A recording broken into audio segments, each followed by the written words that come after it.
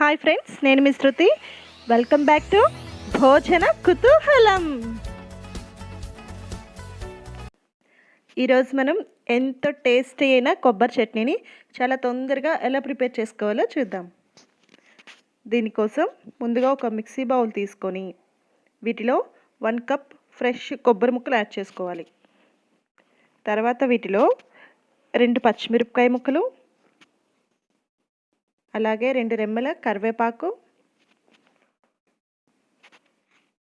ఓ 4 వెల్లుల్లి రెబ్బలు, మనం ముందుగా ఒక గంట సేపు నానబెట్టుకున్న 1 స్పూన్ పచ్చి శనగపప్పు, ఓ చిన్న అల్లం ముక్క, రుచికి సరిపడా ఉప్పు, ఇవన్నీ యాడ్ చేసుకున్న తర్వాత వీటిలో కొంచెం వాటర్ యాడ్ చేసుకొని వీటన్నింటినీ కలిపి మెత్తని పేస్ట్లా గ్రైండ్ చేసుకోవాలి.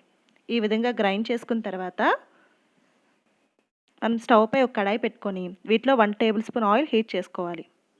ఈ విధంగా ఆయిల్ యాడ్ చేసుకొని ఆయిల్ హీట్ అయిన తర్వాత వీటిలో 1/2 టేబుల్ స్పూన్ ఆవాలు, 1/2 టేబుల్ స్పూన్ జీలకర్ర, ఓ 2 ఎండుమిరపకాయలు, ఓ రెమ్మ కరివేపాకు యాడ్ చేసుకొని వీటి చక్కగా ఫ్రై చేసుకొని తాలింపు పెట్టుకోవాలి.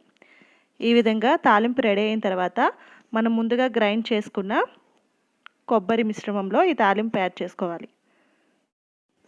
ఈ విధంగా తాలింపు యాడ్ చేసుకుని మొత్తం చక్కగా మిక్స్ చేసుకుంటే ఎంతో టేస్టీ, అలాగే ఎంత తొందరగా ప్రిపేర్ చేసుకోగలిగే కొబ్బరి చట్నీ రెడీ.